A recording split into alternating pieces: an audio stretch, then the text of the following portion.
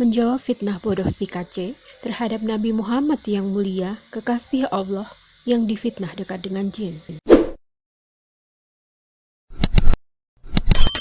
Bermula dari sini. Surat 72 Al-Jin ayat 19 berkata, Muhammad dikerumuni jin.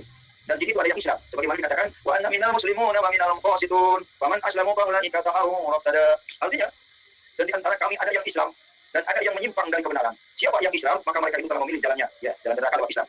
Kemudian wa annahu lama qawma Abdullahi yaqumu kadu yakununa alaihi libada. Artinya, dan sesungguhnya ketika hamba Allah, siapa itu hamba Allah? Muhammad. Berdiri menyembahnya, apa menyembah melaksanakan salat? Mereka jin itu berdesakan mengerumuninya. Kisah 972 ayat 19. Kalau ayat ini tidak boleh dibaca oleh Muhammad Kacep, harusnya jangan ditaruh di Al-Quran surat ini. Jangan ditaruh di Al-Quran surat ini. Kalau di Qurannya wajib hukumnya dibaca oleh Muhammad Kacep. Dan setelah dibaca Muhammad Kacep disiarkan di YouTube biar dunia tahu bahwa Muhammad ini dekat dengan jin.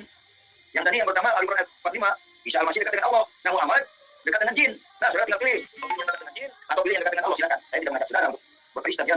Dekat dengan jin atau pilih yang dekat dengan Allah, silakan. Saya tidak mengajak saudara untuk berkristen ya.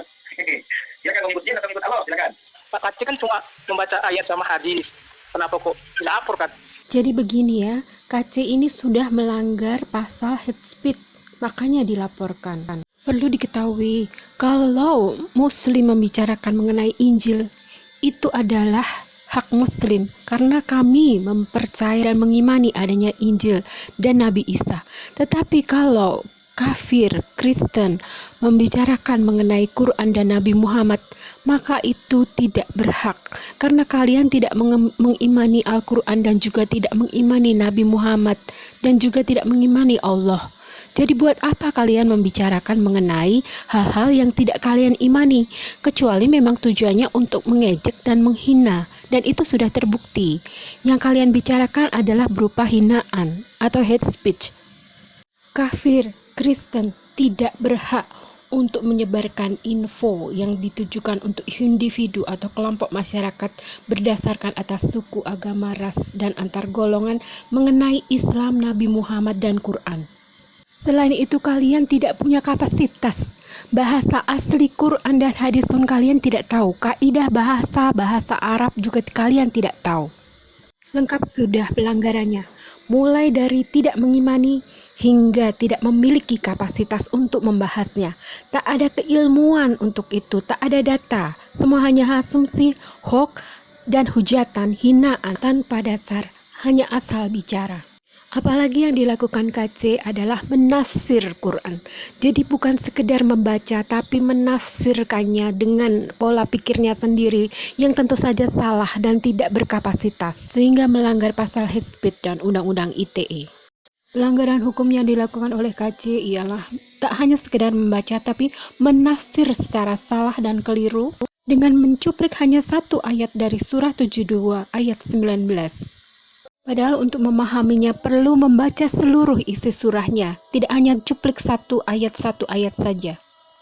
Dengan bodohnya KC menafsirkan ayat itu bahwa Nabi mengikuti jin, padahal Nabi sedang sholat saat itu menyembah Allah, dan jin itu berkerumun karena kagum dengan bacaan Quran yang dilantunkan oleh Nabi.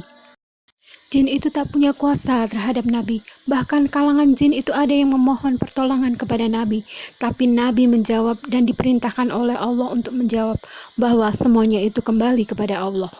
Quran Surah 72 Al-Jin menceritakan tentang salah satu makhluk dari ciptaan Allah, yaitu jin. Pada ayat 19 dikatakan, dan sesungguhnya ketiga hamba Allah yaitu Nabi Muhammad berdiri menyembahnya Allah, melaksanakan sholat, maka mereka jin-jin itu berdesakan mengerumuninya. Dan ayat 20-nya bunyinya adalah, katakanlah Muhammad, sesungguhnya aku hanya menyembah Tuhanku Allah dan aku tidak menyekutukan sesuatu pun dengannya Allah. Lalu di surah 72 ayat 21-nya berbunyi, katakanlah Muhammad, aku tidak berkuasa menolak mudarat maupun mendatangkan kebaikan kepadamu hanya kepada Allah semua itu kembali. Dijelaskan pula di tafsir bahwa jin-jin itu berdesakan mengerumuni Nabi karena merasa takjub dengan apa yang mereka lihat dan dengar. Jadi salah tafsiran si KC bahwa Nabi mengikuti jin dan jin itu mendekati Nabi karena Nabi adalah rajanya. Sama sekali bukan. Nabi menjelaskan kepada para jin itu bahwa Allah lah yang berkuasa atas mereka semua. Baca surah 25 Al-Furqan ayat 1.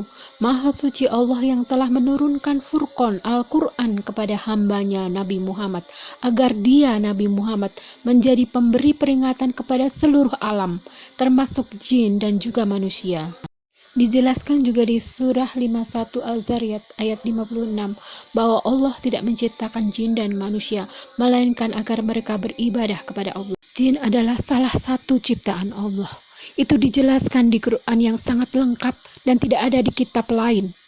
Jin adalah anak cucu keturunan dari iblis, bapak moyangnya. Dan tak ada itu dosa waris. Meskipun iblis berdosa, tetapi tidak dengan anak cucunya. Jika ada jin yang bertobat dan masuk Islam menjadi jin muslim, maka Allah mengampuni segala dosanya. Allah Maha Kuasa, langsung mampu dan berkuasa untuk mengampuni dosanya. Sama sekali tak ada dosa waris. Dijelaskan di Quran surah 55 Ar-Rahman ayat 14 bahwa manusia diciptakan dari tanah, sedangkan di ayat 15-nya disebutkan bahwa jin tercipta dari api. Disebutkan pula di Quran surah 6 Al-An'am ayat 112 bahwa para nabi diberikan musuh yang terdiri dari setan berupa manusia dan jin. Jadi setan itu sifat yang bisa berupa wujudnya manusia ataupun jin. Allah menciptakan alam semesta ini untuk menguji manusia dan jin, siapa yang beriman dan siapa yang kafir. Masih di Quran surah 55 Ar-Rahman ayat 46 disebutkan bahwa bagi siapa yang takut akan saat menghadap Tuhannya, yaitu Allah, maka terdapat dua surga, yaitu surga bagi manusia muslim dan surga bagi jin muslim yang taat kepada Allah. Itulah imbalan bagi makhluk ciptaan Allah yang taat kepadanya. Jadi surga itu bukan tempat Tuhan ya. Surga itu adalah tempatnya makhluk ciptaan Allah sebagai hadiah dari Allah, Sang Maha Pencipta. Jadi salah selama ini kalau ada yang berdoa Bapa di surga, karena Allah, Tuhan itu yang asli itu adalah bertahta di ars, bukan di surga. Ars itu lebih tinggi dari surga. Surga disediakan oleh Allah bagi makhluk ciptaannya yang taat kepadanya. Sedangkan bagi yang menentang dan menjadi kafir, maka tersedia neraka. Sebagaimana bunyi ayat 35 Quran 55 Ar-Rahman yang menyatakan kepada kamu, jin dan manusia, akan dikirim nyala api dan cairan tembaga panas sehingga kamu tidak dapat menyelamatkan diri dari neraka.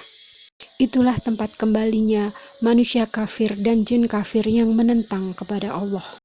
Mereka bersama iblis kekal di neraka bersama dengan Tuhan-Tuhan yang mereka sembah selama di dunia ini. Itulah makna ayat itu yang sebenarnya.